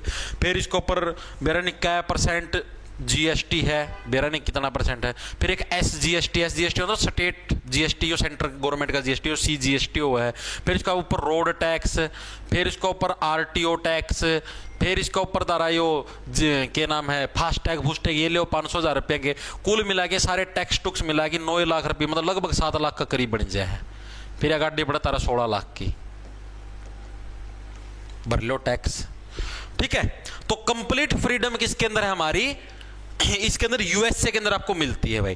ठीक है, इसके अंदर क्या आपको सोशलिस्ट है जो समाजवादी, इसके अंदर आपको क्या है, लेक ऑफ फ्रीडम, यानी कि आपको कोई आजादी नहीं मिलती। ठीक है, सरकार के हाथ में सारी पावर होती है, कहां पर कितना खर्चा करना है, लेक ऑफ फ्रीडम। इसके अंदर कौन कौन से देश आते हैं, जैसे आपका रूस है, रसिया हो गया, ठीक है, नॉर्थ कोरिया हो गया, ये सारे इसी के अंदर शुमार हैं। ठीक है जी, और हमारी जो मिक्स्ड अर्थव्यवस्था, इसके अंदर क्या हमारी लिमिटेड फ्रीडम होती है। ठीक है भाई, लिमिटेड आजादी आपको भाई नो कोने में जमान दादू में कितने भी कीमें खोल दोगे, ठीक है, परमिशन तो फिर भी लेनी पड़ेगी। एग्जाम्पल के लिए हमारा इंडिया देश भाई। ठीक है, तो यो सौदा है अपना का, यो सौदा समझ में आया भाई सभी साथियों का। 3 टाइप की तुमको अर्थव्यवस्था बताई, कैपिटलिस्ट, सोशलिस्ट, मिक्स्ड। एग्जाम के अंदर प्रश्न पूछे जाते हैं, बताऊंगा कैसे, जैसे ऐसे पूछ लिया जाता है कि निम्नलिखित में से कौन सी अर्थव्यवस्था के अंदर सरकार का कोई रोल नहीं होता, ऐसे आता है एग्जाम के अंदर। ऑप्शन दे देगा कैपिटलिस्ट, सोशलिस्ट, मिक्स्ड, एक और दे देगा चौथी की में बनाएगी। ठीक है, अगर आपने पढ़ रखा तो आप बता दोगे कि कैपिटलिस्ट के अंदर सरकार का कोई रोल नहीं होता नहीं होता।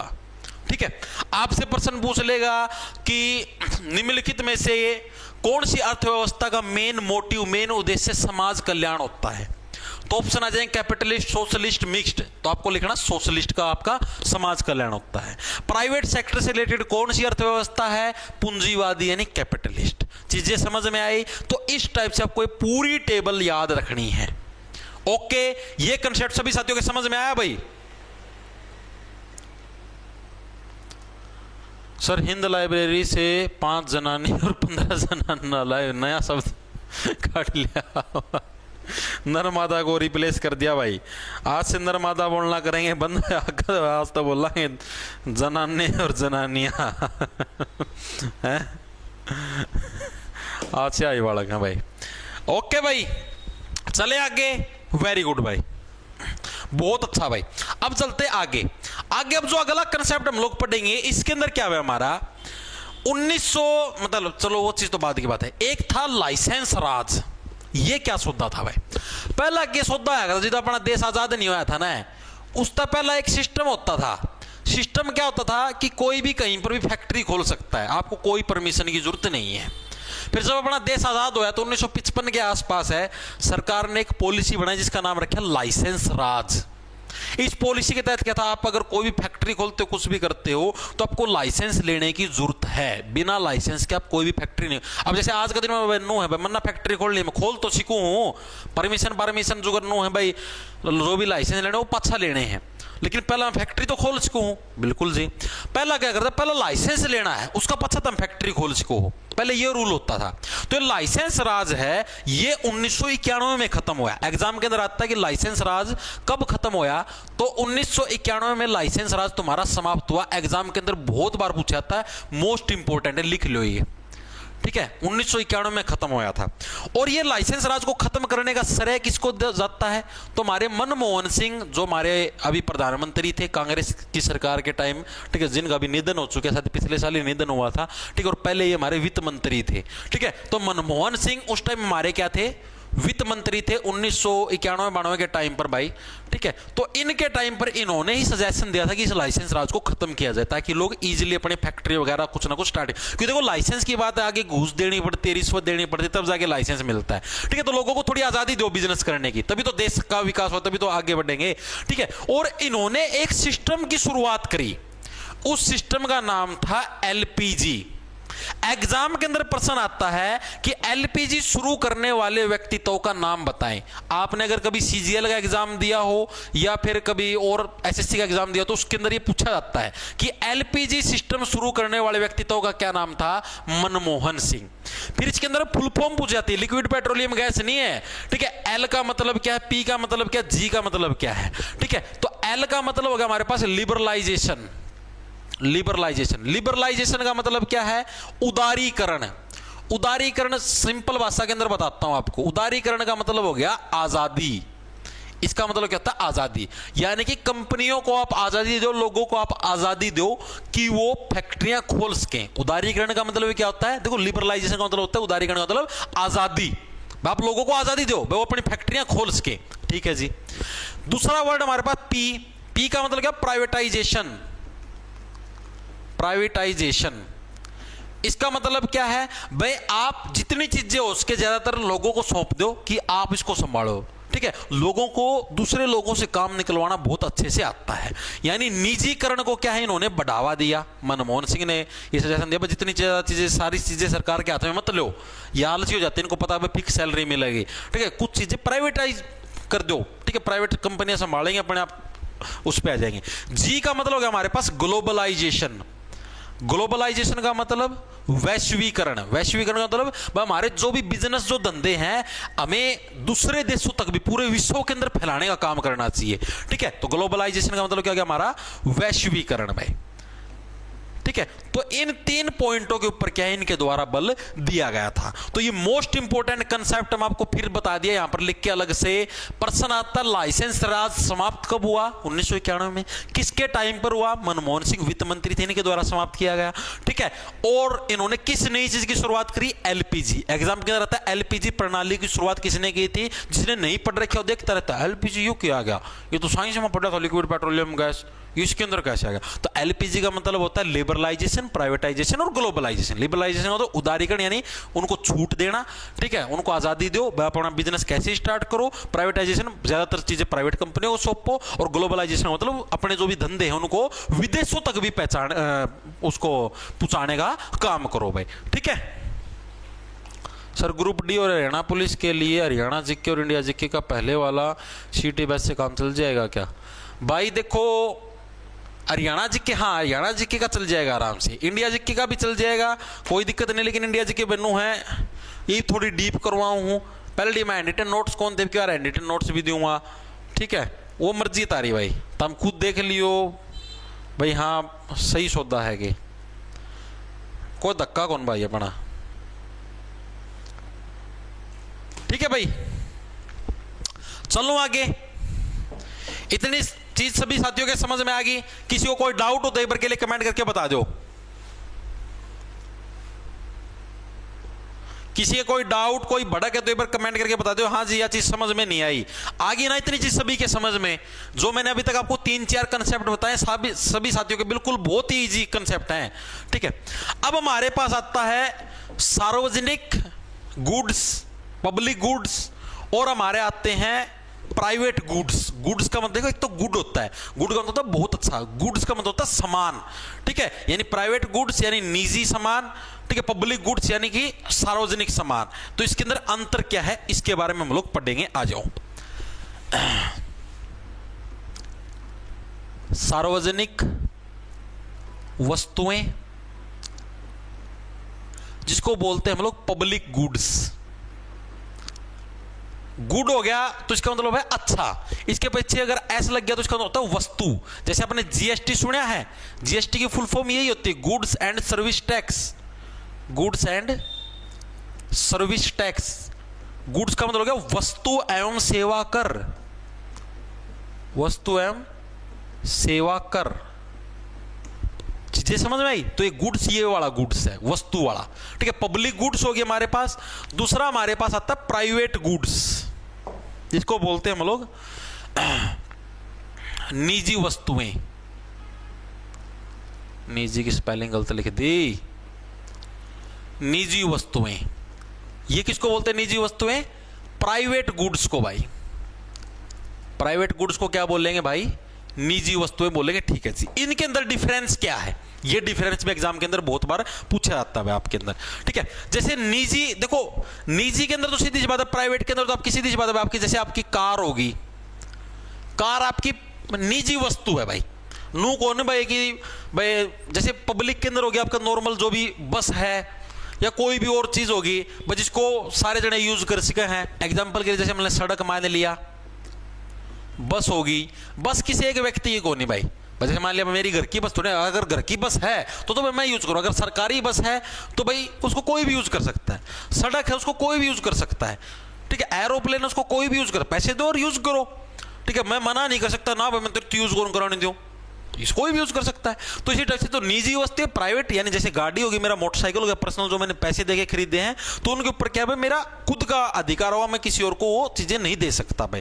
ठीक है जी, अब इनके अंदर डिफरेंस की बात करें तो जो निजी वस्तुएं होती हैं ये होती है हमारी विद्रोह वाली। विद्रोह वाली कैसे, इसको क्या बोलते हैं, इसको बोलते हैं रिवलरस। रिवलरस का मतलब क्या होगा जी, प्रतिद्वंदिता। अभी बताता हूं आपको क्या होगा ये रिवलरस। रिवलरस यानी प्रतिद्वंद्विता। ठीक है, इसका मतलब क्या हो गया, प्रतिद्वंदी का मतलब हो गया विरोधी। मतलब भैया प्राइवेट चीजों के ऊपर क्या आप विरोध कर सकते हो। ठीक है, मतलब कि आपको सिर्फ आप खुद को आपको सेटिस्फाई करना, आप दूसरों को सेटिस्फाई करने की आपकी जिम्मेदारी नहीं है।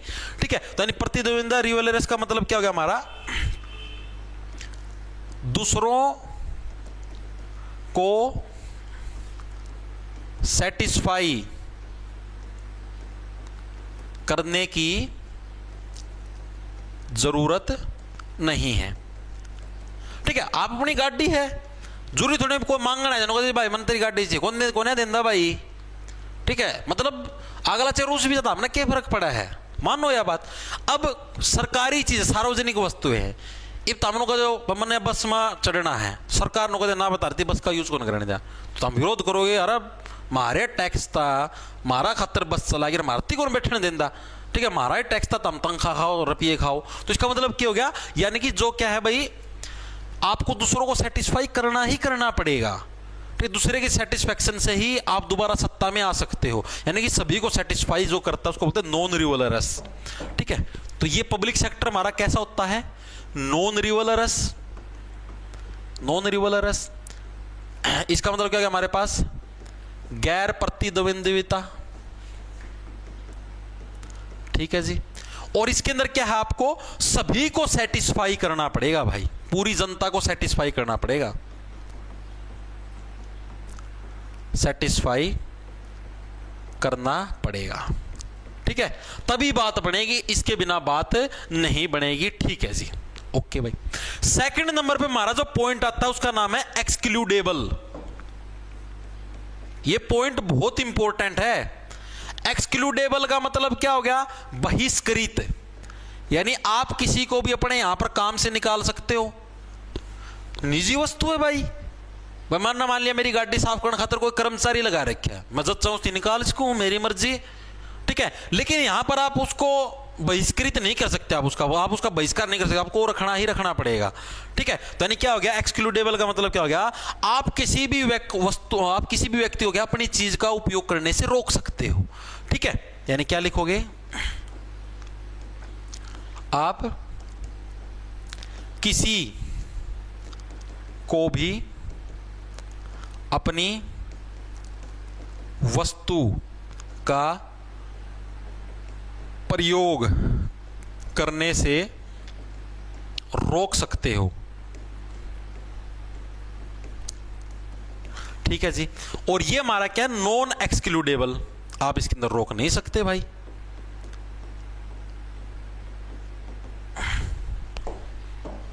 आप किसी को भी नहीं रोक सकते। ठीक है, किसी को भी नहीं रोक सकते भाई। अभी बताऊंगा एग्जाम के अंदर कैसे पूछते हैं, मैं सारी वही चीजें करवाने लग रहा हूं जो एग्जाम के अंदर आपसे पूछी जाती है, फालतू की चीज नहीं करवाता मैं। ठीक है, चीजें समझ में आई। ये हमारा किसके हाथ में होता है, निजी वस्तु हमारी प्राइवेट कंपनी के हाथ में होती हैं, प्राइवेट कंपनी ऑपरेट करती है इनको। या फिर कोई एक पर्सनल व्यक्ति, और इनको कौन ऑपरेट करता है? सार्वजनिक वस्तुओं को गवर्नमेंट ऑपरेट करती है। ठीक है, तो अब एग्जाम के अंदर प्रश्न क्या आता है आपको बताता हूं। एग्जाम के अंदर प्रश्न ये पूछा जाता है कि निजी क्षेत्र की वस्तुएं क्या होती हैं। 4 ऑप्शन आएंगे, उसके अंदर से एक आपको इनमें से एक ऑप्शन मिलेगा। प्रतिद्वंद्विता होती है यानी कि रिवेलरस होती हैं, एक्सक्लूडेबल यानी बहिष्कृत होती हैं। एक सेकंड रुकियो भाई, फोन बोल रहा, किसका बोल रहा है? फ्रॉडुलेंट कॉल, मेरा तो रही फ्रॉड लगी है। देखो तो क्या बोला मैंने आपको भाई, एग्जाम के अंदर प्रश्न चलेगा भाई, निजी क्षेत्र की वस्तु, जो निजी वस्तु तो कैसी होती हैं? रिवेलरस होती हैं, एक्सक्लूडेबल होती हैं, मतलब इनमें से कोई एक आपको मिलेगा। तो आपको जब ऑप्शन लगाना, मैं हमें रिवेलरस प्रतिद्वंद्विता उसके अंदर देखने को मिलती है, बहिष्कृत पर उनको अंदर देखने को मिलता है, सार्वजनिक के अंदर हमारी गैर प्रतिद्वंद्विता, वहां पर आपको कोई भी मतलब कोई विरोध नहीं करेगा, आपका कोई विरोध नहीं होगा कि हाँ भाई इसके अंदर नहीं बैठना, इसको नहीं आप वो कर सकते, नॉन एक्सेस आपको कोई रोक नहीं सकता। ठीक है, सरकार ऑपरेट करती, तो ये चीजें आपसे पूछी जाती, इस टाइप से आता है एग्जाम के अंदर। ठीक है, तो इसलिए ये इंपॉर्टेंट है। ठीक है भाई, अब जो हमारी अर्थव्यवस्था, जो हमारी इकोनॉमी, बस ये लास्ट टॉपिक है, उसका तुम्हारा पहला चैप्टर आज खत्म हो जाएगा। अब जो हमारी अर्थव्यवस्था यानी जो इकोनॉमी है, इकोनॉमी के हमारे 3 क्षेत्र हैं भाई। 3 क्षेत्र, कौन से 3 क्षेत्र जी? 3 क्षेत्र हमारे, जैसे आपने देखा प्राथमिक क्षेत्र, द्वितीयक क्षेत्र और तृतीयक क्षेत्र। ठीक है जी, ये कैसे करवाओगे? ये भी ऐसे टेबल बनवाई करवा दूं, ज्यादा सहूलियत हो जाएगी। ठीक है, इसमें मिटो दूं, समझ तो गए हम, इसको मिटो दूं। तो हमारी अर्थव्यवस्था कितने भाई, हमको 3 क्षेत्र देखने को मिलते हैं भाई। कौन कौन से 3 क्षेत्र हैं? पहला हमारे पास है प्राथमिक क्षेत्र, जिसको बोलते हैं primary sector. Primary sector. Second number पे आता है हमारे पास द्वितीयक क्षेत्र। ये तो नॉर्मल है, तो सभी ना पता है, इससे रिलेटेड तो प्रश्न हर बार आता है यार। सेकेंडरी सेक्टर बोल देते हैं भाई इसको। तीसरा होता है हमारे पास तृतीयक क्षेत्र भाई, जिसको हम लोग टर्सरी सेक्टर भी बोल देते हैं। ठीक है जी, चीजें समझ में आ गई, नॉर्मल सी थी, इसका में कुछ ज्यादा मुश्किल था भी कौन। ठीक है जी, प्राथमिक क्षेत्र यानी प्राइमरी सेक्टर के अंदर आपको क्या चीजें देखने को मिलती हैं? प्राइमरी के अंदर होता है जो आप डायरेक्टली हमारी धरती से चीजें प्राप्त करें, उसको प्राइमरी सेक्टर बोलते हैं। यानी प्राथमिकता आप किसको दोगे? धरती को दोगे। जैसे आप खेती बाड़ी करने लग रहे हो, धरती के अंदर फसल उगाने लग रहे हो, यानी प्राइमरी सेक्टर। मछली पालन करने लग रहे हो, धरती के जीव जंतु है मछली, तो यानी कि प्राइमरी सेक्टर। ठीक है, पशु पालन करने लग रहे हो, धरती के जीव हैं पशु, उनका दूध निकालने लग रहे हो, ठीक है, तो यानी प्राइमरी सेक्टर। खनन करने लग रहे हो, पहाड़ों को तोड़ तोड़ के क्रेशर बजरी करने लग रहे हो, यानी धरती की चीजों का यूज करें, तो ये सारे हमारे क्या है? प्राइमरी सेक्टर के अंदर हमारे आते हैं। और इनको रेड कॉलर जॉब भी बोलते हैं। ये एग्जाम के अंदर बहुत बार पूछा जाता है, निम्नलिखित में से कौन से क्षेत्र की जॉब्स को रेड कॉलर जॉब्स बोला जाता है? तो प्राइमरी सेक्टर में। चीजें समझे, तो प्राइमरी सेक्टर से रिलेटेड आपको क्या चीजें रखनी है? जिस क्षेत्र में आप डायरेक्टली धरती और पर्यावरण, यानी जो भी हमारी धरती है और जो भी हमारा वातावरण यानी पर्यावरण है, ठीक है, पर सीधे तौर पर निर्भर होते हो, सीधे तौर पर निर्भर रहते हो, तो उसको हम लोग क्या बोलते हैं? उसको प्राइमरी सेक्टर बोलते हैं। ठीक है जी, एग्जाम्पल पूछ लेगा आपसे, तो कृषि हमारा इसी का एग्जाम्पल है, मत्स्य पालन हमारा इसी का एग्जाम्पल है। कई जने स्थिति मत्स्य पढ़ा करें, अरे बावली बूच मत्स्य करो, मत्स्य में पूरा तय आया करे, ये नू बन जाएगा मत्स्य का मतलब, तो ये हो गया। ठीक है, मत्स्य का मतलब आधा तय आया, बोलने का में साउंड का में भी डिफरेंस होया करे, मत्स्य मत्स्य करी जाएंगे। कृषि मत्स्य पालन, कृषि हो गया, पशुपालन हो गया, और चौथा नंबर हो गया हमारे पास खनन। मतलब ये सारे के सारे हमारे क्या हैं? प्राइमरी सेक्टर के उदाहरण हैं। और प्राइमरी सेक्टर को क्या भी बोलते हैं हम लोग? रेड कॉलर जॉब्स भी बोलते हैं, बहुत इंपॉर्टेंट है। रेड कॉलर जॉब्स भी बोलते हैं। चीजें क्लियर हुई हर एक साथी के? होगी जी, कुछ भी मुश्किल नहीं था इसका मैं, ठीक है जी। सेकेंडरी क्षेत्र यानी द्वितीयक क्षेत्र, इसके अंदर क्या होता है? सेकेंडरी क्षेत्र के अंदर क्या होता है? वह क्षेत्र जो प्राथमिक क्षेत्र के अंदर जो भी हमने उत्पादन किया है इसका प्रयोग करके, मतलब इसका प्रयोग एक तरीके से कच्चे माल के रूप में करता है, यानी इसका प्रयोग करके कोई नया प्रोडक्ट बनाने लग रहा है, उसको हम लोग क्या बोलते हैं? सेकेंडरी क्षेत्र बोलते हैं। एग्जाम्पल के लिए जी, जैसे वस्त्र उद्योग मान लिया मैंने, वस्त्र के अंदर क्या है भाई, हम लोग धागा किससे, ये छोटे मोटे कीट हो गए, जीव जंतु हो गए, इससे उत्पन्न करते हैं, वहां से धागा उत्पन्न करते हैं, उससे फिर हम वस्त्र बनाने लग रहे हैं। यानी एक तरीके से प्राइमरी सेक्टर की चीज है कीट धागे, वहां से धागे उत्पन्न करने लग रहे हैं। कीट जो कीड़े हो गए तो प्राइमरी के अंदर आते हैं, वहां से हम लोग धागा उत्पन्न करने लग रहे हैं, और उसी धागे से हम लोग कपड़े बनाने लग रहे हैं। यानी प्राइमरी का यूज करके जो आप चीजें बनाने लग रहे हो उसको सेकेंडरी क्षेत्र बोलते हैं। चीजें समझ में आई? कोई इलेक्ट्रॉनिक वस्तुएं हैं, ठीक, उसके अंदर भी धरती की चीजों का, प्राइमरी सेक्टर की चीजों का यूज करने लग रहे हो तुम लोग। प्राइमरी सेक्टर का मतलब इन चीजों का यूज करने लग रहे हो, ठीक है। लोहा हो गया, इस्पात हो गया, इन सारे बिजनेसों के अंदर, यानी कि किधर हमारा वह क्षेत्र जो अपनी गतिविधियों के लिए प्राइमरी सेक्टर की चीजों का प्रयोग रॉ मटेरियल का मतलब कच्चे उत्पाद के रूप में, ठीक है, यानी कि कच्चा उत्पाद लिख देता हूं, कच्चे उत्पाद के रूप में करता है, उसको हम लोग क्या बोलते हैं? सेकेंडरी सेक्टर, यानी कि हमारा द्वितीयक क्षेत्र बोलते हैं। एग्जाम्पल के लिए हमारा लोहा इस्पात धरती से मिलता हमें एक तरीके से, यानी लोहा इस्पात, ठीक है। कैसे होता है आपको बताता हूं। जैसे धरती प्रकृति से हमें मिल गया, जैसे हम लोग खान होती, खान के अंदर खुदाई करते हैं, छोटे छोटे हमें लोहे के पार्टिकल मिल गए, ठीक है जी। उन लोहे के पार्टिकलों से हम लोग लोहा बनाने लग रहे हैं, यानी जो हमें लोहे के पार्टिकल मिले तो प्राइमरी सेक्टर के अंदर आ गया, उससे हमने लोहे के गेट बनाने स्टार्ट कर दिए और चीजें बनाने स्टार्ट करी, वो हमारे सेकेंडरी के अंदर आ गए, ठीक है। लोहा इस्पात उद्योग हो गया हमारे पास, ठीक है। हमारा वाहन उद्योग, वस्त्र उद्योग, ये सारे हमारे इसी के अंदर आते हैं। वाहन हो गया, वस्त्र हो गया, ठीक है, हमारा जैसे और भी इलेक्ट्रॉनिक्स उद्योग हो गए, ये सारे हमारे किसके अंदर आते हैं? सेकेंडरी के अंदर आते हैं, ठीक है जी, ठीक है। तो जैसे इसको रेड कॉलर जॉब बोलते हैं हम लोग प्राइमरी को, तो इसको कौन सा बोलते हैं? इसको बोलते हैं ब्लू कॉलर जॉब्स, ठीक है। इसको हम लोग क्या है? सेकेंडरी क्षेत्र को इसको ब्लू कॉलर जॉब्स भी बोलते हैं भाई, इंपॉर्टेंट है, याद रखना, ब्लू कॉलर जॉब्स भी बोलते हैं। एग्जाम के अंदर प्रश्न पूछा था निम्नलिखित में से कौन से क्षेत्र को रेड कॉलर जॉब बोलेंगे? प्राइमरी को। ब्लू कॉलर जॉब बोलेंगे द्वितीयक को, ठीक है जी। तृतीयक को कौन सा बोलेंगे? तृतीयक कौन सा होता है जी? तृतीयक कौन सा होता है? इसको सेवा क्षेत्र बोलते हैं, जिसके अंदर आप कुछ उत्पादन नहीं करने लग रहे, आप सिर्फ सेवा करने लग रहे हो, ठीक है। इसके अंदर जैसे मैंने बिजनेस आ गया, जैसे मान लिया मैं हूं, मैं आपको पढ़ाने लग रहा हूं ना, तो मैं प्रकृति का यूज करने लग रहा भाई, मैं कि मैं पहाड़ छोल लू हूँ या मैं डांगरा गाड़ दूध गाड़ू हूँ, ठीक है जी। ना मैं कोई प्रकृति से बनी हुई कोई चीज का उत्पादन करने लग रहा, ना माड़ लोहा बनाने लग रहा, ना माड़ के मैं बिजली की चीज बनाने लग रहा, ना मैं कोई लोहे के यंत्र, मतलब कुछ नहीं करने लगा, यानी मैं सेवा करने लग रहा हूँ तुम्हारी, तुमको पढ़ाने लग रहा हूँ, तुम मेरे को पैसे देते हो, मैं तुम्हारी सेवा करने लग रहा हूँ तुमको पढ़ा के, ठीक है। इसको बोलते हैं सेवा क्षेत्र, यानी कि टर्सरी सेक्टर।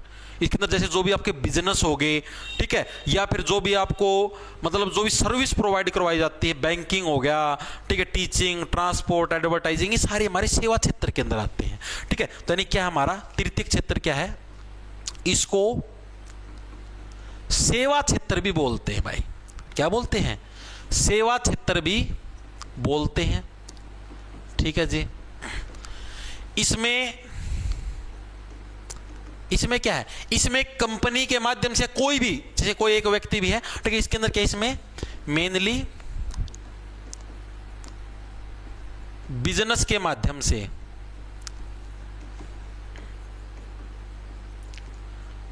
से सेवा प्रदान की जाती है भाई, ठीक ठीक है भाई, किसी माध्यम से आप सेवा कर लो। ठीक है, इसके अंदर जैसे हमारे एग्जाम्पल के रूप में हम लोग देखें, जैसे टीचिंग, आप पढ़ाने लग रहे हो, स्कूल के अंदर पढ़ाओ या कहीं पर भी पढ़ाओ, आप एक तरीके से सेवा करने लग रहे हो। बैंकिंग हो गया, ठीक है, आप कोई भी गवर्नमेंट जॉब करने लग रहे हो, मतलब आप सेवा करने लग रहे हो एक तरीके से। ठीक है, आपको उस सेवा के बदले पैसे मिलने लग रहे हैं। ट्रांसपोर्ट हो गया, ट्रांसपोर्ट, बस आपको एक जगह से दूसरी जगह लेके जाने लग रही है, यानी सेवा है एक तरीके से आपकी। एडवर्टाइजिंग होगी, यानी जो भी आपकी सेवा जिसके अंदर आप मतलब किसी चीज का उत्पादन नहीं करने लग रहे हो, सारे हमारे टर्सरी सेक्टर के अंदर आने लग रहे हैं। ठीक है जी, चीजें समझ में आ गई। इसको हम लोग क्या बोलते हैं, इसको व्हाइट कॉलर जॉब भी बोलते हैं। भाई देखो, इनके अंदर अगर आप व्हाइट कॉलर पहन के चले जाओ खेत के अंदर या लोहे के उत्पादन के अंदर, तो सीधी सी बात, आपके कॉलर गंदे हो जाए, आपकी ड्रेस गंदी हो जाएगी। अब आप ऑफिस के अंदर जाते हो सिंपल पढ़ाना, तो व्हाइट कलर की ड्रेस पहन जाओ, कोई दिक्कत नहीं है। ठीक है, तो इसको क्या है, व्हाइट कॉलर जॉब्स भी बोलते हैं। क्या बोलते हैं, व्हाइट कॉलर जॉब्स भी बोलते हैं। ठीक है जी, अब मेरे को एक बार के लिए कमेंट करके ये बता दो, तीनों आपके क्षेत्र समझ में आए, प्राथमिक, द्वितीयक, तृतीयक। ठीक है, किसके अंदर क्या क्या एग्जाम्पल है, कौन सी जॉब बोलते हैं इनको, तीनों एक बार के लिए बताओ कमेंट करके। हर एक साथी क्लियर होए भाई?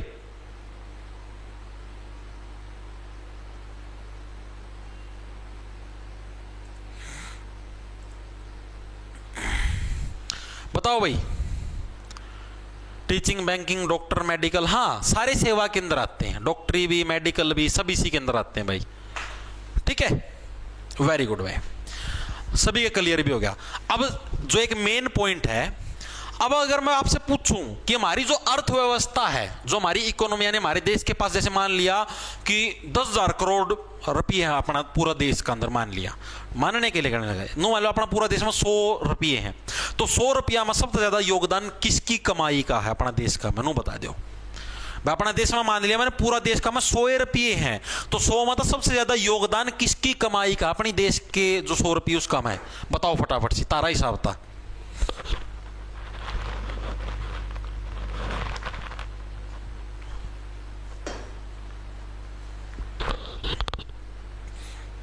बताओ बताओ कमेंट करके। केमिस्ट्री करवाई थी दिन में 12 बजे क्लास हुई थी। पूनम कहने लग रही फर्स्ट, फर्स्ट का मतलब यो प्राथमिक क्षेत्र। ठीक है भाई, और कोई थर्ड कवा है?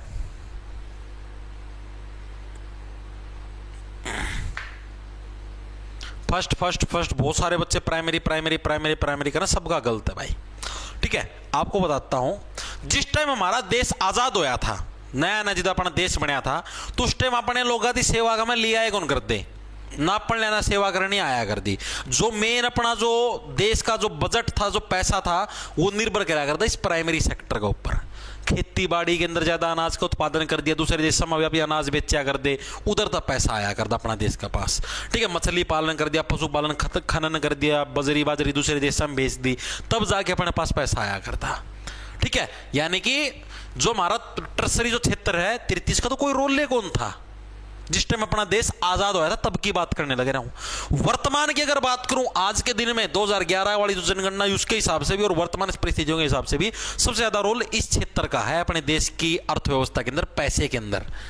ठीक है, आप कोई भी सेक्टर लो, टीचिंग है, बैंकिंग है, ट्रांसपोर्ट। अब जैसे मान लो कोई यूट्यूब पे वीडियो बनाता है, यार मैं बनाऊं, सारा देश बनाओ है, ठीक है, अब ये बताओ पैसा कहां से आने लग रहा है? विदेश से आने लग रहा है। अमेरिका की कंपनी है यूट्यूब, ठीक है, उधर से डॉलर आते हैं, मानते हो ये बात है? यानी एक तरीके से विदेश का पैसा अपने देश में आने लग रहा है, तो अपने देश की अर्थव्यवस्था ग्रो करने लग रही है। तो ये भी टर्सरी सेक्टर के अंदर है।